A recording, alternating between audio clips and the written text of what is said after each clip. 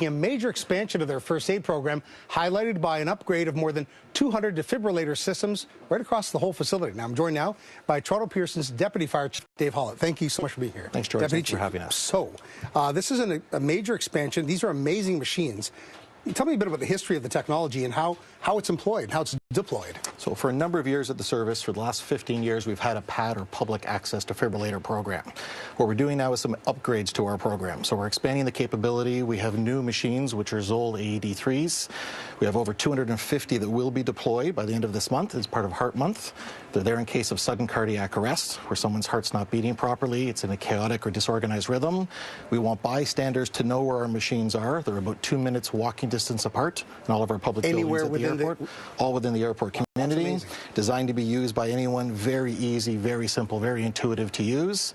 And in addition to that, we've also added bleed control equipment as well, too, in the event of severe life-threatening bleeds. They're contained within all the cabinets. So a layman, a civilian, someone just walking by can operate this stuff right out of box, so to speak, correct? Correct. And the nice part about our program at Pearson Airport is when anyone opens a cabinet and removes an AED, it will automatically notify our dispatch center, the Airport Fire Service, along with Peel Regional Paramedic Service and P Regional Police, are all automatically dispatched. Okay. So in addition to calling 911 or emergency services, we'll automatically be on our way and be on scene in 3 to 5 minutes. Okay, we've got a demonstration being set up with one of your firemen down there, Brian Hum. So you take it away, Brian, and then we can talk over this and you can tell us what we're looking at.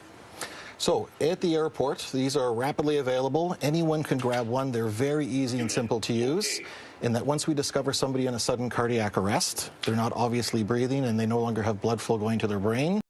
Once you turn on the machine, it will give you a series of prompts. It'll walk through all the steps of things you need to do.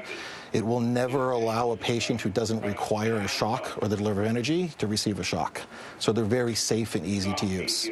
It's important that people know how to do CPR properly, and our very simple thing is to push hard and push fast, and we're aiming to do about 100 compressions a minute. And in addition to that, we want to go about 5 to 6 centimeters deep. This is a situation where seconds and inches can be the difference between life and death, right? Yeah, it makes a substantial difference. For every minute that someone does not perform CPR or access a defibrillator, typically we lose about a 7 to 10% chance of survivability. So it's critical that people know how to use the equipment, how to access emergency responders and get help coming, be able to do CPR and use the AEDs, and in addition, get the emergency responders there quickly. Chief, how has the technology improved over the years? So they're very simple, very easy machines. They live much like a fire extinguisher would on a wall, waiting for an emergency to occur. These particular machines will sit there ready to go for 5 years. It does a self-check so that it's always ready. 5 years between expiry? Like, 5 years between. We simply replace the batteries and the electrodes, so it's always ready to go at a moment's notice.